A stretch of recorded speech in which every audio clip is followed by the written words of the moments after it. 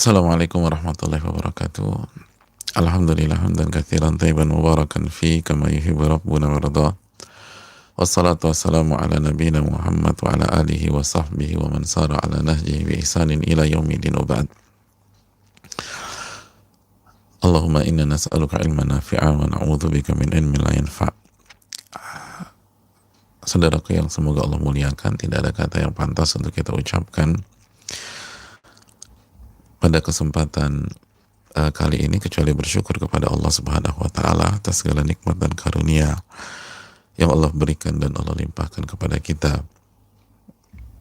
Sebagaimana salawat dan salam semoga senantiasa tercurahkan kepada junjungan kita Nabi kita Muhammadin sallallahu alaihi wasallam beserta para keluarga, para sahabat dan orang-orang yang istiqomah berjalan di bawah naungan sunnah beliau sampai hari kiamat kelak.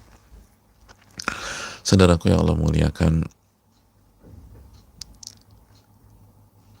sebuah kebahagiaan ketika seorang hamba diberikan taufik oleh Allah Subhanahu wa taala untuk bisa mengisi waktunya dengan ilmu dan iman, dengan ilmu dan amal, sebagaimana yang dijelaskan oleh Allah Subhanahu wa taala dalam ayat yang sangat-sangat terkenal, wal asri innal insana lafi khusar.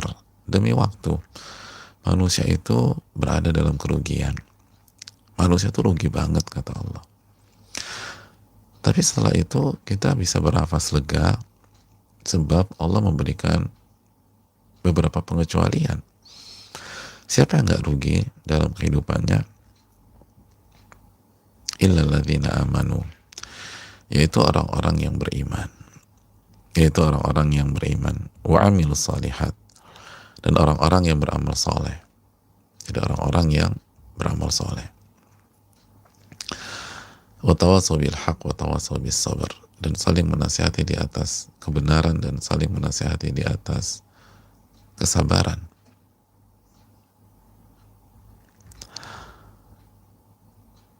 Saudaraku yang Allah muliakan,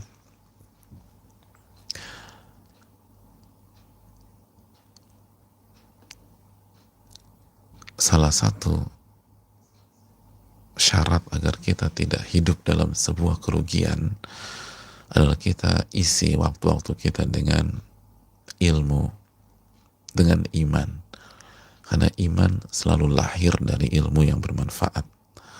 Lalu amal soleh, lalu saling memberikan nasihat di atas kebenaran dan kesabaran.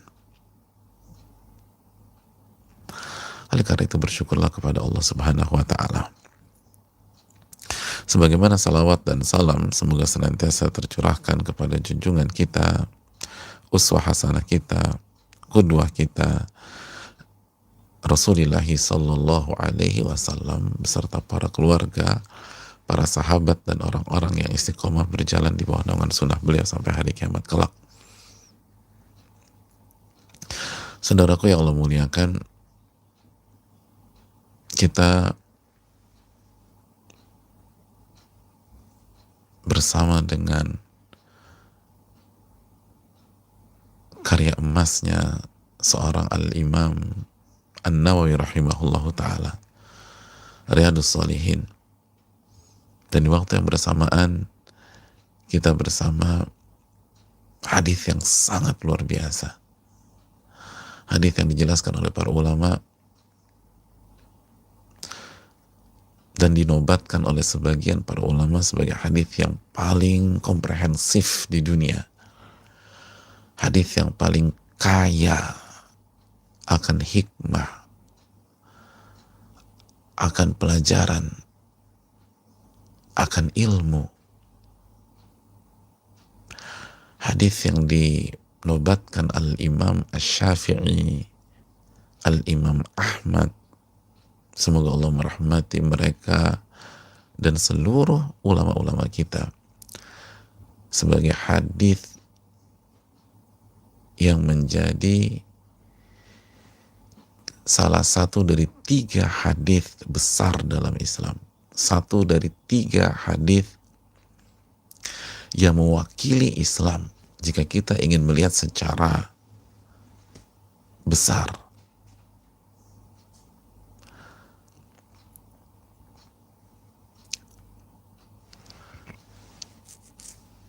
secara global.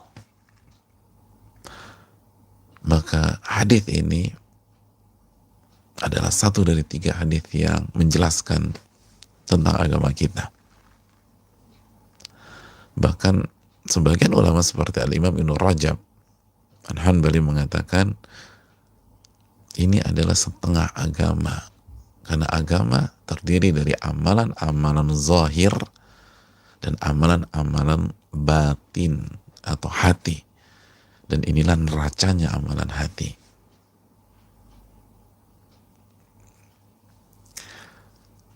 Hadis yang sangat luar biasa. Oleh karena itu, karena hadis ini dinyatakan hadis yang paling kaya akan faedah, yang paling luar biasa, kita tahu sampai-sampai banyak ulama yang meletakkan hadis ini di awal buku mereka. Di awal buku mereka. Sebagaimana Al-Imam Nawawi dalam kitab kita Riyadhus Shalihin. Beliau letakkan di awal. Beliau letakkan di awal. Dan ini bukan hanya Imam Nawawi. Al-Imam Al-Bukhari dalam kitab sahihnya meletakkan hadis ini juga di awal. Dan ini bukan hanya Imam Bukhari. Di antaranya Al-Imam Abdul Ghani Al-Maqdisi dalam kitabnya Umdatul Ahkam pun meletakkan hadis ini di awal kitab. Dan masih banyak para ulama yang meletakkan hadis ini di awal kitab mereka. Karena itu ternyata prinsip banyak para ulama. Iya, bukan kebetulan. Hadis ini diletakkan di awal Riyadhus Shalihin. Di awal Sahih Bukhari. Di awal buku Umdatul Ahkam. Di awal kitab Arba'in An-Nawawiyah. Dan banyak-banyak buku. Itu adalah prinsip sebagaimana dijelaskan Al-Imam Abdurrahman bin Mahdi. Salah satu ulama besar kita ini menyatakan yanbaghi likulli man sannafa kitaba an yabtadi'a fihi bihadzal hadits. Selayaknya, sepatutnya bagi setiap orang yang ingin menulis kitab, menulis buku, memulai bukunya dengan hadis ini. Kalau Anda ingin menulis buku, kata Al-Imam Abdurrahman bin Mahdi, mulailah dengan hadis ini. Kenapa? Tanbihan li talibi ala tashihin niyah. Sebagai bentuk peringatan, warning kepada setiap penuntut ilmu, setiap orang yang belajar, untuk senantiasa membersihkan, membenarkan, meluruskan niat mereka. Subhanallah. Lihat para ulama kita, betapa semangatnya mereka memperbaiki niat. Hadirin yang Allah muliakan,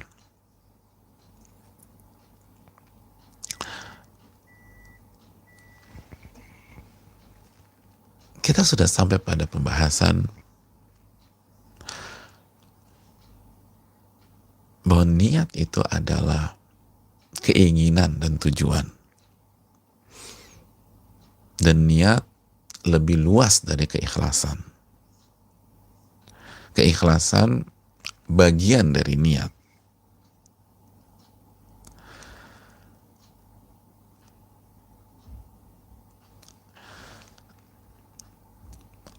Lalu kita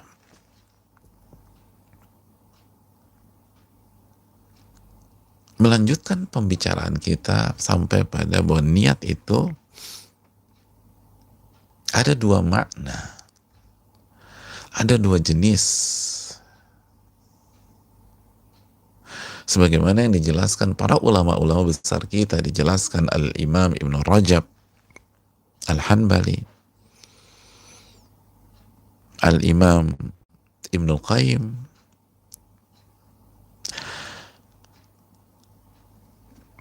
Al-Imam Az-Zarkashi, Al-Imam Ahmad bin Abdul Halim, dan para ulama-ulama besar kita. Kita ambil kesimpulannya. Niat yang pertama apa, saudaraku? Iya. Niat al-amal. Amal apa yang kita mau kerjakan. Amal apa yang mau kita kerjakan.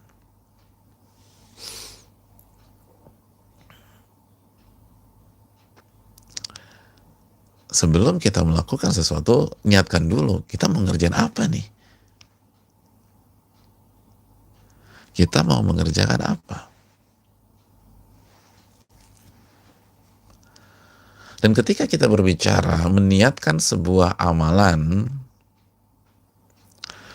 maka ulama kita menjelaskan seperti Al-Imam Ibn Rajab, Al-Imam Ahmad bin Abdul Halim, bahwa tujuannya atau fungsinya ada dua.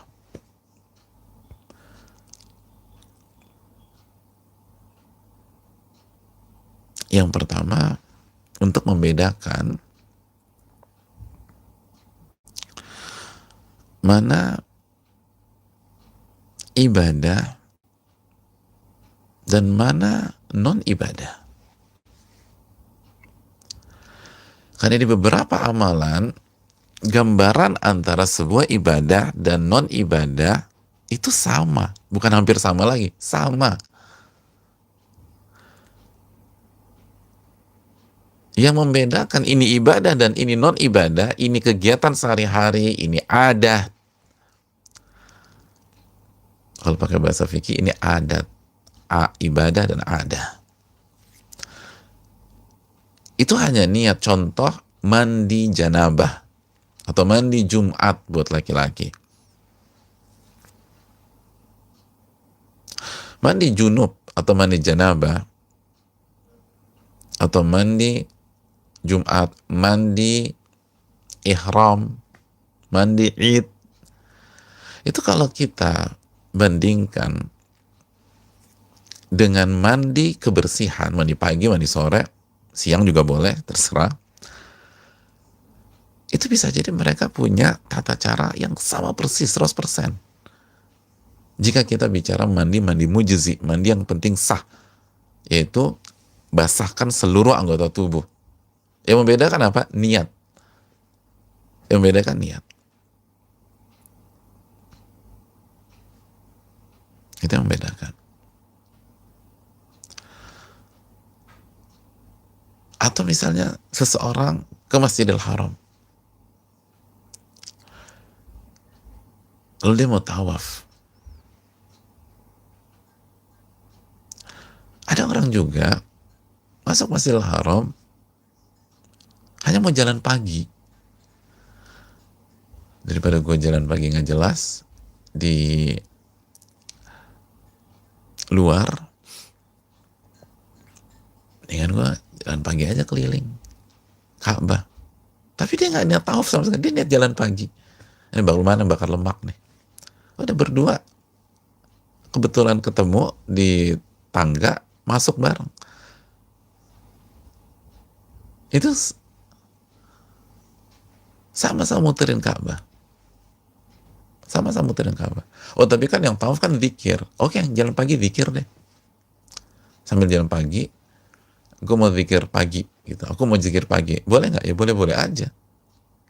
Yang satu dapat pahala tawaf karena ibadah, yang satu cuma jalan pagi. Sama-sama muter. Sama-sama muter. Kenapa? Niat. Yang satu jalan pagi, yang satu tawaf. Dan contoh banyak, saudara yang mulia, untuk membedakan niat. Adapun fungsi yang kedua, untuk membedakan antara ibadah yang satu dengan ibadah yang lain. Maka kita harus meniatkan amalan apa yang kita mau kerjakan. Sebagaimana ketika azan subuh, lalu seorang sholat 2 rakaat,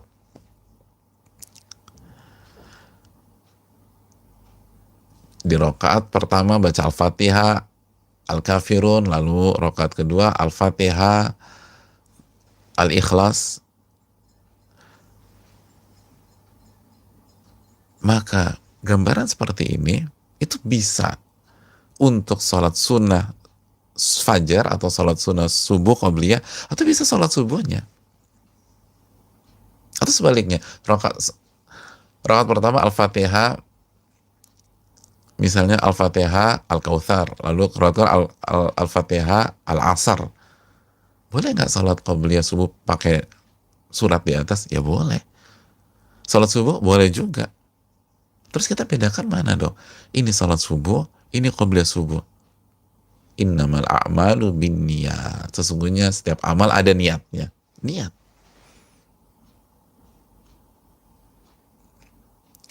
Yang membedakan niat.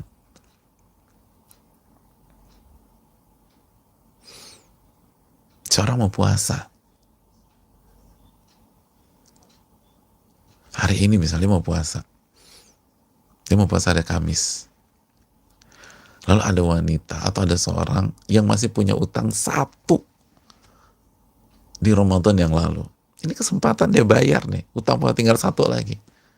Maka hari ini dia niatkan mengqadha. Bedanya apa? Dan mereka sahur bareng. Mereka sahur bareng. Sama-sama hanya minum air putih. Sama-sama hanya makan korma. Jumlahnya sama. Sama-sama 7 misalnya. Sama-sama tinggal di rumah. Aktivitasnya sama. Bisa kompak kita, aktivitasnya sama. Sama-sama kerja. Sama-sama nanti zuhur, sholat zuhur bareng berjamaah. Lalu tidur siang. Lalu kerja lagi. Terus ngaji. Lalu buka. Menu bukanya sama. Terus yang membedakan ini puasa Kamis dengan ini bayar hutang apa? Innamal a'malu binniyat. Amal itu tergantung niatnya. Jelas saudaraku? Oke. Kalau kita clear ini, kita melangkah ke jenis yang kedua. Niyatu al-maqsud bil amal, atau niatul ma'mulilah. Yang satu niat amal, yang kedua niatul ma'mulilah, atau niat al-maqsud bil amal.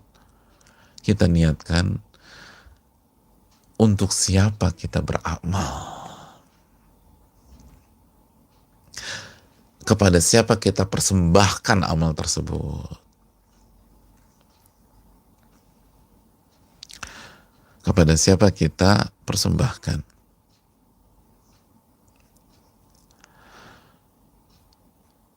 Hadirin yang Allah muliakan,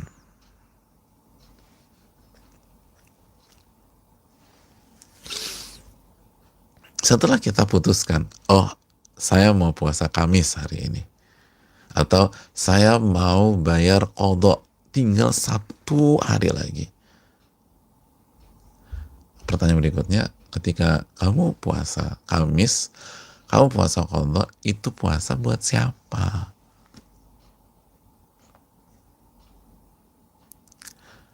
Buat siapa? Oh, dia ternyata puasa Kamis tuh buat cari muka sama calon mertuanya. Mungkin nggak? Mungkin aja. Calon mertuanya bos dia, emang lagi ngincer anaknya, dan sampai sekarang berjalan mulus.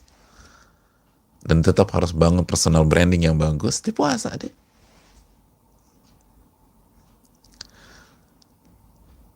Tahu nih nanti siang ada meeting, terus lunch bareng. Kan enak ngomongnya. Kamu nggak ikut makan? Makasih Pak. Makasih apa? Puasa. Kan enak. Boleh juga nih anak nih. Cocok sama anak perempuanku misalnya.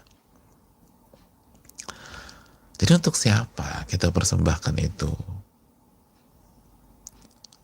Apakah untuk manusia, untuk dipuji, atau untuk Allah Subhanahu wa Ta'ala? Atau untuk Allah Subhanahu wa Ta'ala? Ini innamal a'malu binniyat.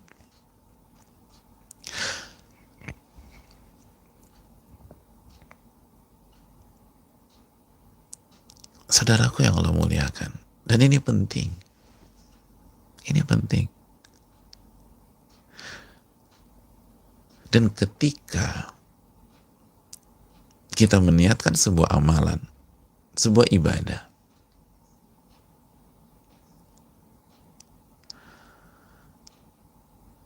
ibadah yang diajarkan Nabi SAW. Masih ingat keterangan Al-Imam Ibnu Rajab bahwa ada dua neraca. Satu, karena Islam itu kalau nggak amalan zahir, amalan batin. Amalan zahirnya sesuai dengan tuntunan Rasul SAW. Jadi kita niatkan ibadah atau amalan yang sesuai dengan tuntunan dan panduan dari Rasul Sallallahu Alaihi Wasallam. Lalu kita niatkan karena Allah, bukan untuk dipuji, bukan untuk disanjung, bukan untuk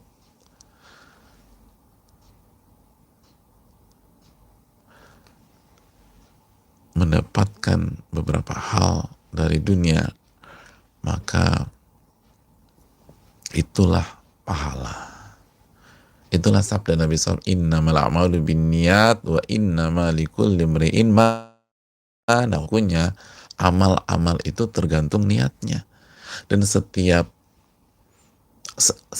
orang akan diganjar sesuai dengan niatnya, sesuai dengan niatnya. Maka barang siapa, Nabi memberikan sebuah sampel, contoh, dan inilah salah satu gambaran beliau adalah guru terbaik di dunia. Cara mengajar beliau itu kaya akan konsep. Di antaranya hadis ini. Setelah memberikan sebuah kaidah, innamal a'malu binniyat wa innama likulli imri'in ma nawa. Setiap amalan itu tergantung niatnya, dan setiap orang akan diganjar sesuai dengan niatnya tersebut. Maka Nabi memberikan sebuah contoh biar kita ada gambaran. Maksudnya apa sih? Gitu. Faman kanat hijratuhu ilallahi wa rasulih. Barang siapa yang berhijrah.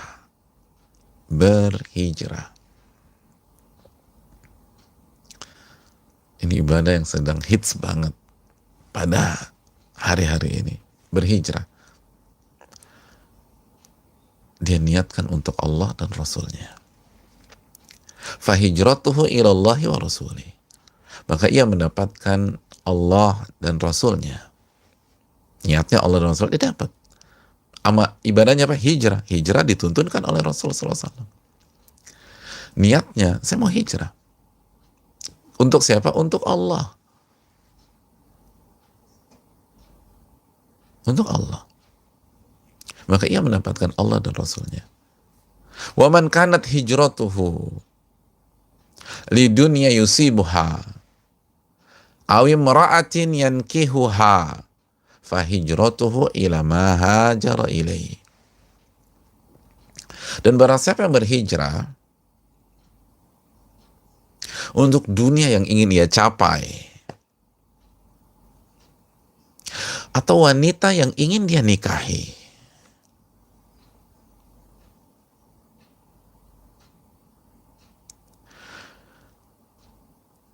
maka hijrahnya hanya untuk itu. Dia nggak dapat Allah, dia nggak dapat Rasul Sallallahu Alaihi Wasallam. Ia nggak dapat pahala. Ia hanya mendapatkan dunia. atau wanita. Kayaknya dapatkan dunia atau wanita. Subhanallah. Saudaraku yang Allah muliakan, beliau memberikan sebuah sampel, contoh hijrah.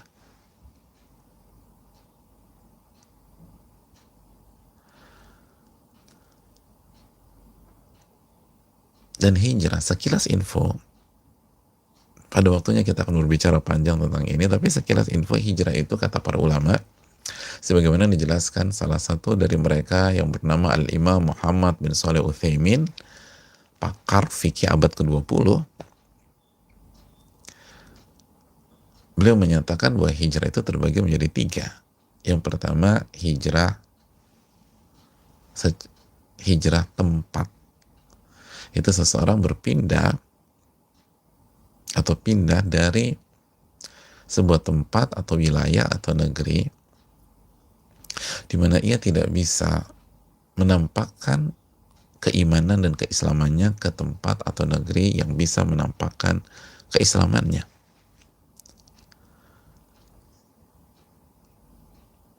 Itu hijrah. Sebagaimana sebagai contoh hijrahnya para sahabat ke Ethiopia, yang notabene itu negeri bukan negeri muslim, tapi Najasyi selaku raja pada saat itu memberikan jaminan keamanan untuk para sahabat mengamalkan iman dan ibadah mereka. Padahal bukan negeri muslim di Ethiopia, Habasyah, sebagaimana kita tahu sirahnya. Atau ketika Nabi SAW dan para sahabat hijrah dari Mekah ke Madinah. Dan kenapa mereka hijrah dari Mekah? Karena di Mekah mereka tidak bisa menampakkan keislaman mereka. Nggak bisa ibadah. Khususnya yang pergi ke Ethiopia, itu disiksa. Orang-orang kecil yang nggak punya jaminan perlindungan. Seperti Mus'ab bin Umair, beliau hijrah ke Ethiopia.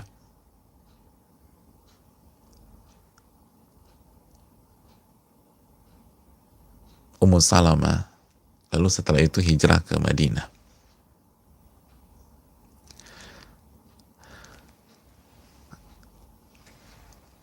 Orang yang nggak bisa sholat di sebuah negeri, dia harus hijrah. Dan seterusnya.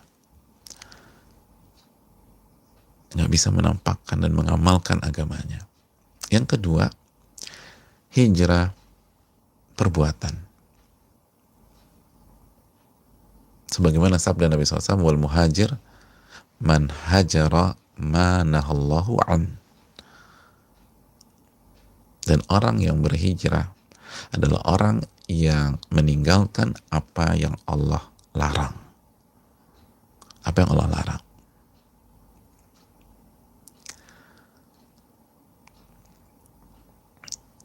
Itu. Dan ini yang banyak di antara kita. Mereka tidak berhijrah satu tempat, tetap stay di Jakarta misalnya, tetap stay di Tangerang misalnya, mereka tetap tinggal di Bekasi atau tinggal di Depok, tapi dulu wah begajulan aku nih Pak Ustadz, aku mah kerjanya kelabing sana kelabing sini, sekarang gimana? Udah aku tinggalkan. Aku tuh suka minum-minum dulu, sekarang aku tinggalkan. Itu hijrah.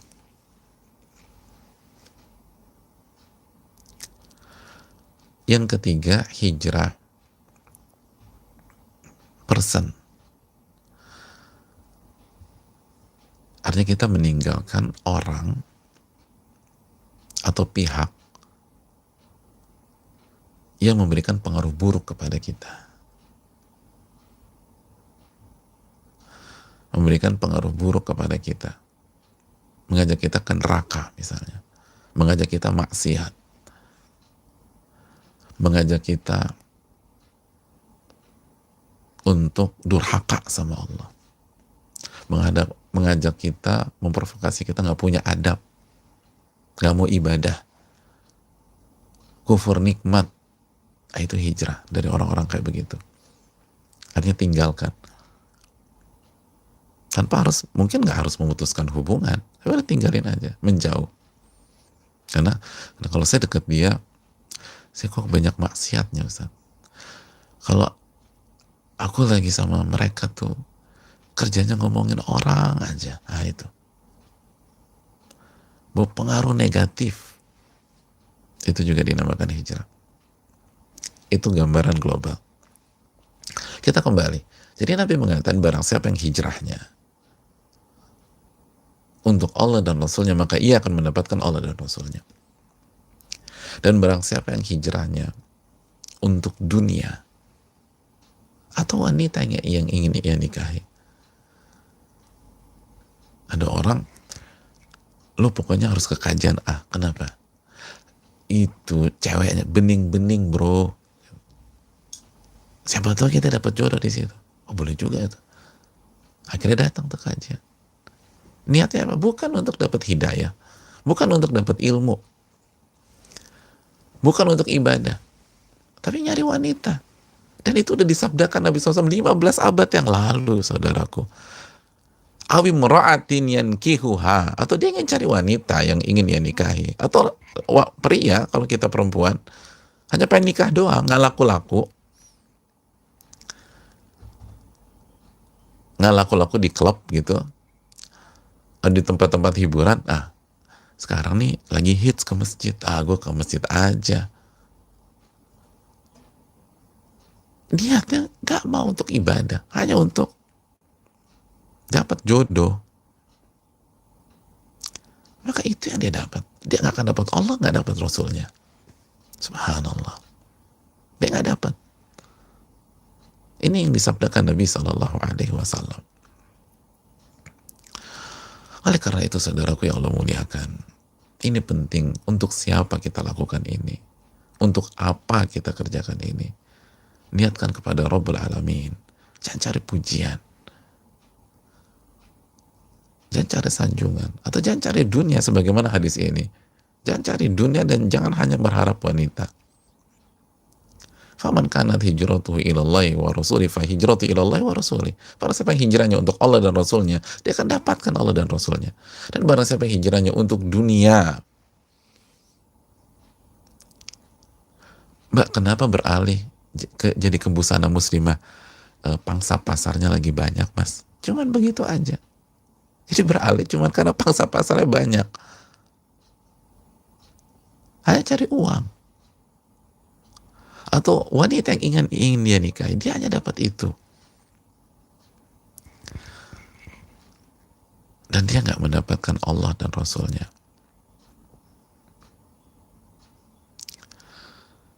Hadirin yang Allah muliakan.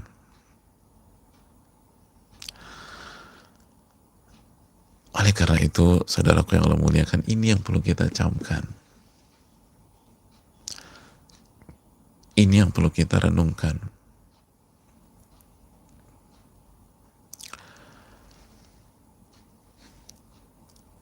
Apa niat kita? Apa niat kita? Dan kalau kita beribadah untuk dipuji oleh orang, untuk disanjung oleh orang, atau ingin mendapatkan dunia dari ibadah kita, maka kita jatuh ke dalam kesyirikan.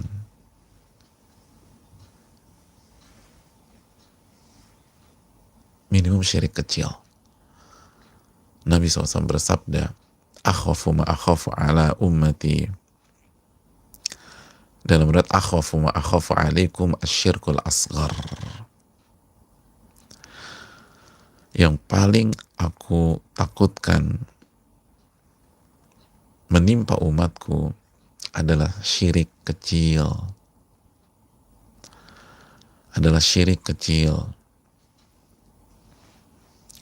Nabi SAW ditanya, apa itu syirik kecil ya Rasul? Beliau mengatakan, ar-riya. Syirik kecil adalah riya.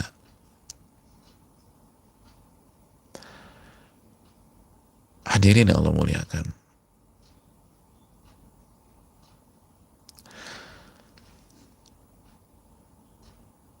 hadis ini dikeluarkan Imam Ahmad dan lain-lain.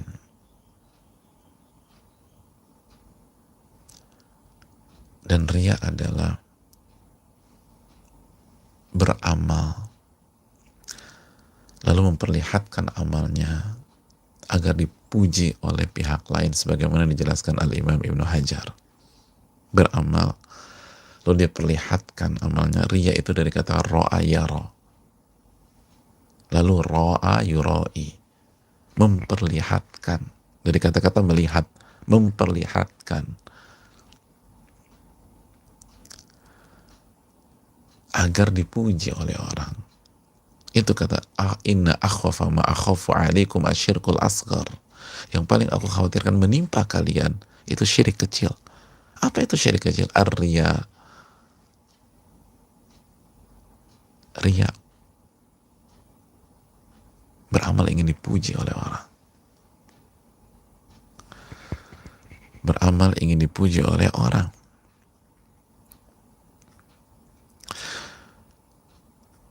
Hadirin yang Allah muliakan,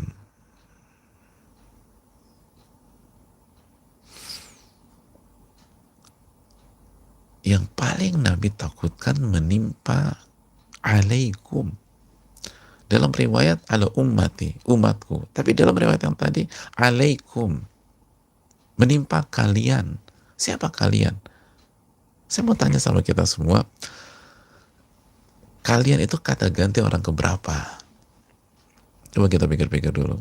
Ingat-ingat belajar bahasa Indonesia dulu. Kalian kata ganti orang keberapa ya?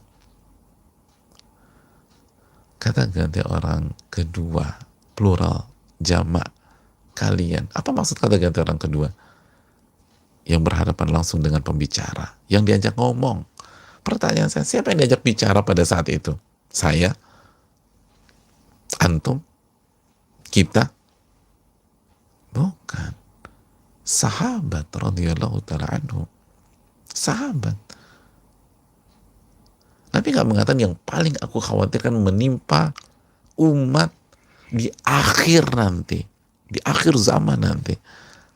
Atau Nabi nggak mengatakan yang paling aku khawatirkan menimpa umat yang hidup di tahun 1400-an nanti. Enggak. Nabi katakan akhwafu ma akhafu alaikum. Yang paling aku khawatirkan menimpa kalian. Siapa kalian? Sahabat.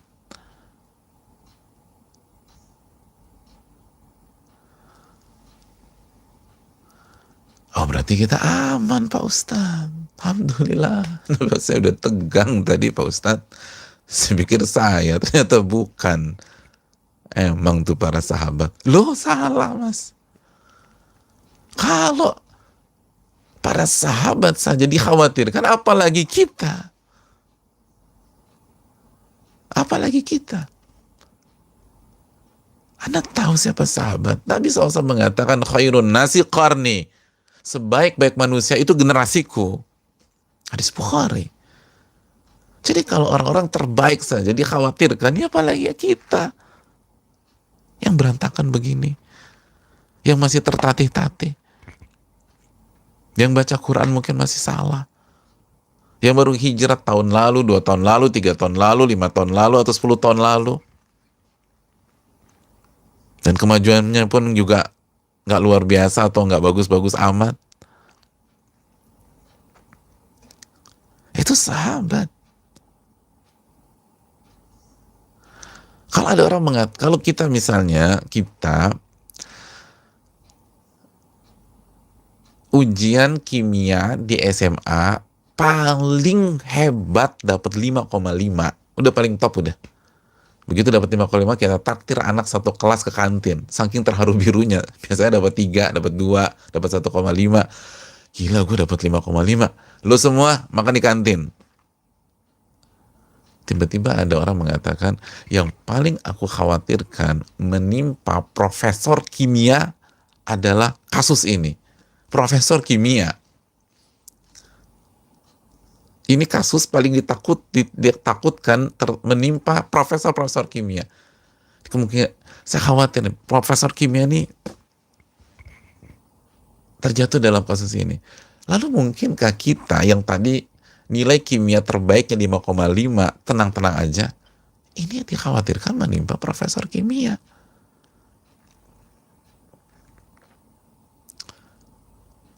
Apalagi kita. Apalagi kita. Oleh karena itu saudaraku yang Allah muliakan, kalau Nabi katakan akhwafu ma akhafu alaikum asyirkul asghar, yang paling aku khawatirkan menimpa kalian adalah syirik kecil, dan syirik kecil kaidahnya itu lebih parah daripada maksiat dosa besar secara zahir. Jadi cuman kecil, Pak. Syirik kecil tuh itu dosa besar dan lebih parah daripada dosa-dosa besar secara zahir, lebih parah daripada minum khamr, minum minuman keras. Lebih parah syirik kecil dosanya.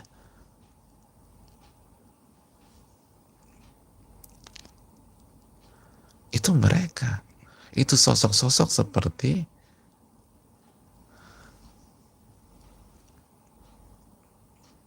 Abdullah bin Amr bin As. Abdullah bin Amr bin As yang puasanya Nabi Daud,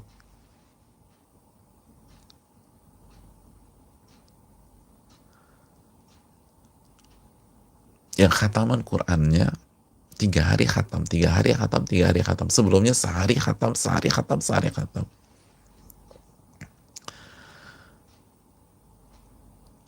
Orang-orang seperti Uthman bin Affan radhiyallahu, sosok-sosok seperti Ali bin Abi Thalib radhiyallahu ta'ala,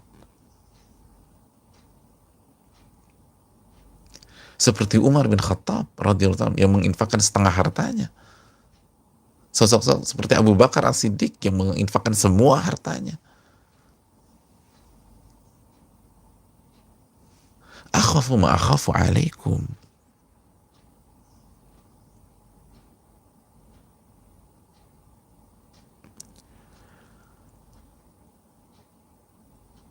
Hadirin yang Allah muliakan, bisa nggak kita tenang-tenang aja? Bisakah kita meremehkan ketidakikhlasan ini dengan gampang mengumbar? Itu mereka takut. Ini bukan hal remeh. Mengharapkan wajah Allah besar.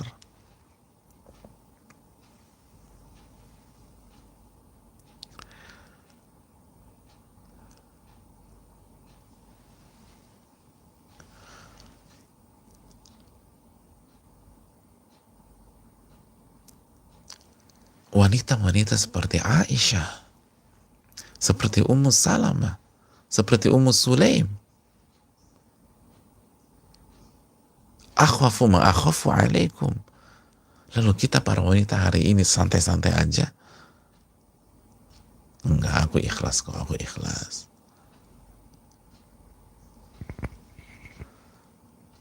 Oh, berat.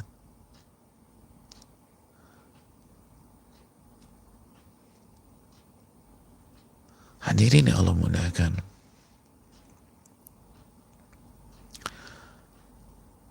Makanya mereka sangat khawatir tentang masalah ini.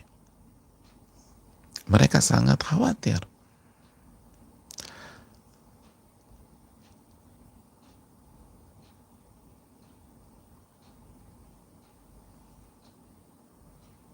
Al-Imam Ibnu Abi Mulaika,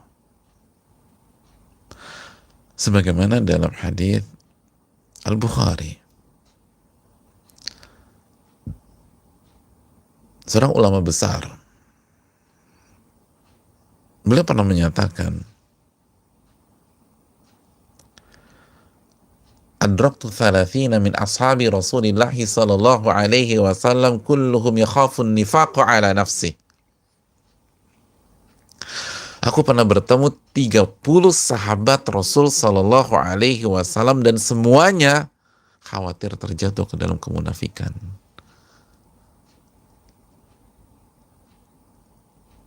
Dan bahan bakar kemunafikan adalah ketidakikhlasan.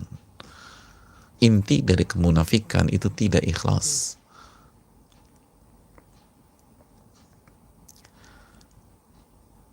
Ketemu berapa? Satu orang?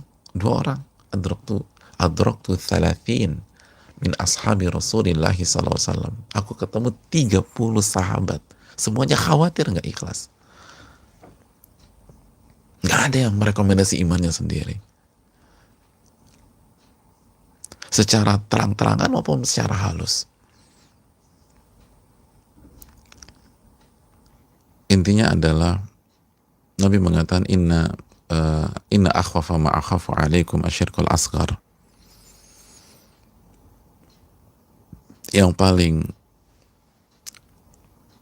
Sesungguhnya yang paling aku khawatirkan menimpa kalian adalah asyirkul asghar, adalah syirik kecil.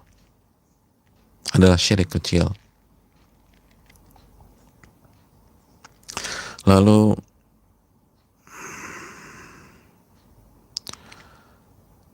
para sahabat bertanya, "Wa ma huwa syirkul asghar ya Rasulullah?" Apa yang dimaksud dengan syirik kecil ya Rasulullah? Lalu Nabi mengatakan ar-riya.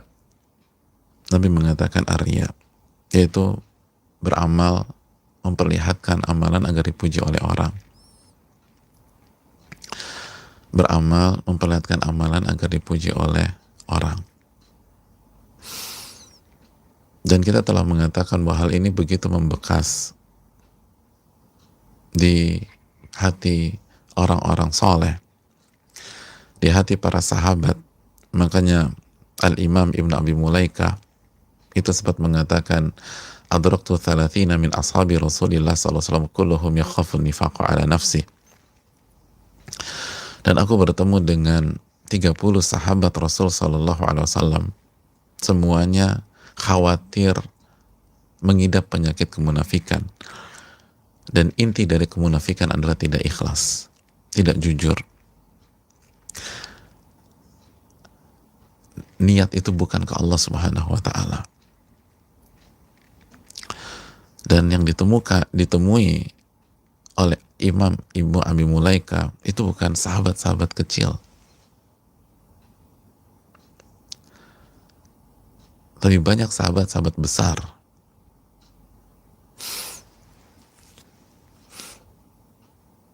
Di antaranya adalah Aisyah radhiyallahu taala anha.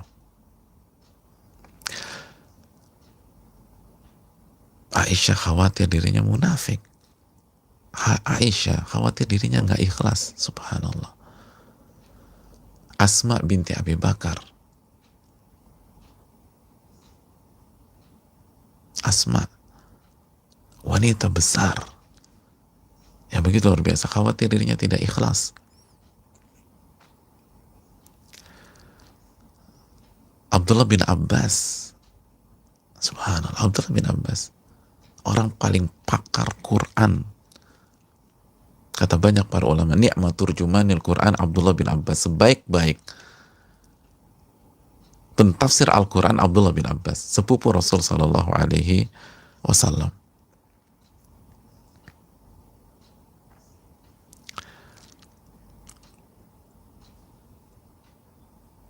Ibnu Umar, anaknya Umar bin Khattab radhiyallahu anhu, khawatir dirinya munafik atau nggak ikhlas.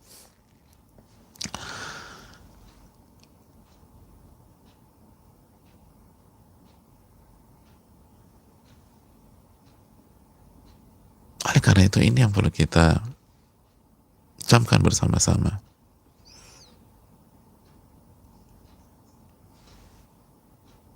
Sehingga tidak heran imam besar penulis kitab Riyadhus Shalihin itu nggak nyaman dan nggak mau diberikan gelar muhyiddin, penghidup agama. Dan beliau kata, la aja'alu fi hilin man laqabani muhyiddin. Aku nggak halalkan orang yang memberikan gelar muwahhidin kepada diriku. Kenapa? Karena belum ngerti hakikat itu. Ulama kita ngerti, ini nggak mudah, ini yang paling ditakutkan Nabi SAW. Kalau beliau paling takut menimpa para sahabat, apalagi kita. Makanya beliau nggak mau.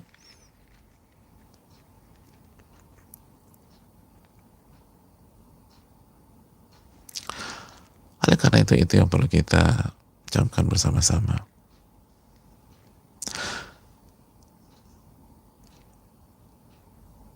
Marilah kita jaga keikhlasan kita.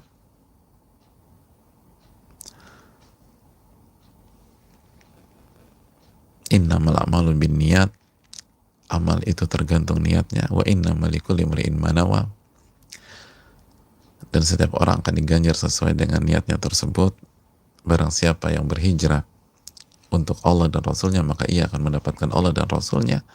Dan barang siapa yang meniatkan dunia dan wanita dari hijrahnya, maka ia hanya akan mendapatkan itu saja. Semoga ini jadi bahan perenungan. Ikhlaskan niat kita, khususnya ketika kita memasuki bulan Ramadan. Ikhlaskan niat kita, dan semoga kita mendapatkan Allah dan Rasulnya. Amin ya rabbal alamin. Ini yang bisa disampaikan. Dan sekali lagi, qadarullah, ada kendala terputus tadi, dan itu hal yang sudah ditakdirkan oleh Allah Subhanahu wa taala. Qadarullah ma syafa'al, apa yang Allah takdirkan dan apa yang Allah inginkan pasti terjadi. Dan tugas kita ketika ada kendala adalah bersabar, sebagaimana tugas kita ketika mendapatkan nikmatan adalah bersyukur. Dan sekali lagi, begitu ada kendala seperti di atas, maka Allah ingin kita menerapkan sabar kita. Tugas kita adalah sabar, bukan mendengar atau menyimak. Ini yang bisa disampaikan, semoga bermanfaat. Wassalamualaikum warahmatullahi wabarakatuh.